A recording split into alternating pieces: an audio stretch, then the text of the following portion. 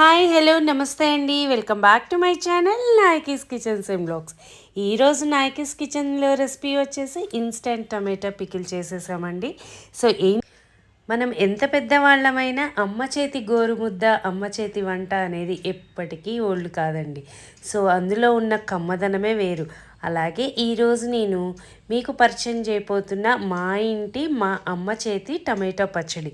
So ఒక్కసారి అమ్మ ఎలా చేసింది, దాని తయారీ విధానం ఏంటి అనేది చూసేద్దామా రండి.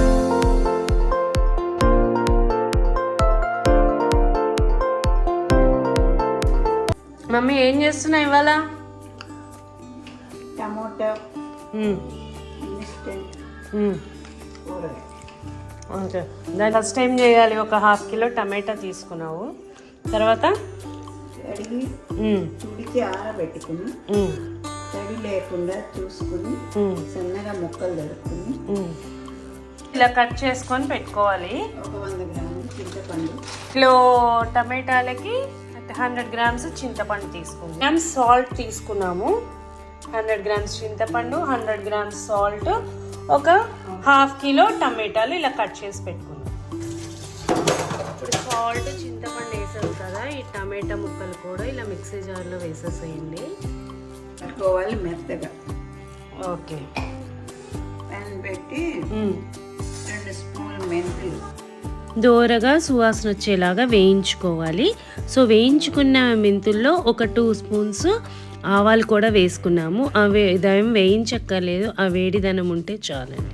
మెంతులు ఆవాలు బాగా చల్లారాలండి. ½ కేజీ దాకా నూనె పోయాలి. ఓకే, ఏం నూనె? అది శనగ నూనె పోసానండి, గానుగది. ఉంచుకున్న ఈ టమాటా పేస్ట్ని దీంట్లో వేద్దాం. ఓకే, బాగా సన్న సగన ఉడకబెట్టుకుంటా దాంట్లో పీల్చి బుడగలు వచ్చేదాకా ఉడకనివ్వాలి. ఉడుకుతూ ఉన్నప్పుడు మనం మధ్యలో అడుగంటకుండా కలుపుకుంటూ ఉండాలండి. ఈలోపు నేను మెంతులు ఆవాలు కొద్దిగా వేయించుకున్నాం కదా, సో అది ఫైన్గా పౌడర్ చేసుకున్నాను. ఇప్పుడు ఒక స్పూన్ కొద్దిగా పసుపు వేస్తున్నాను, కారం,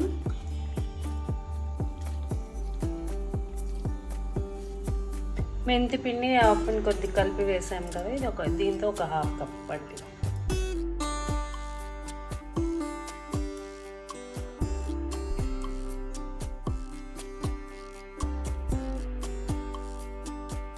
పోపుకి ఒక 2 to 3 స్పూన్స్ నూనె తీసుకున్నాను. దాకా 2 స్పూన్లు మినపప్పు వేసి, ఒక ½ స్పూన్ మెంతులండి, ఒక స్పూన్ ఆవాలు,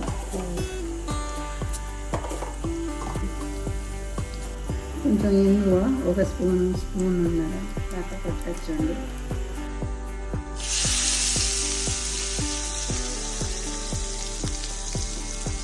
ఇలా ఇంగు పోపు వేసేసుకొని, చూసారు కదా ఎలా వచ్చిందో టమాటా పచ్చడి. గుమ్మగుమ్మలాడే టమాటా పచ్చడి రెడీ అయిపోయింది.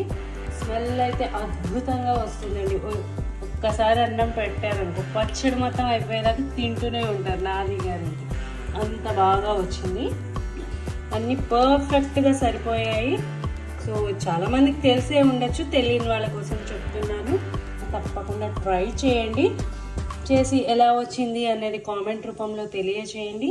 అలాగే ఎవరైనా ఫస్ట్ టైం చూస్తుంటే please subscribe to Nayaki's kitchens and blogs. Thanks for watching. So మళ్ళీ ఇంకో మంచి వీడియోతో మీ ముందుకు వస్తాను. అంతవరకు please like, share and subscribe to Nayaki's kitchens and blogs. Bye bye.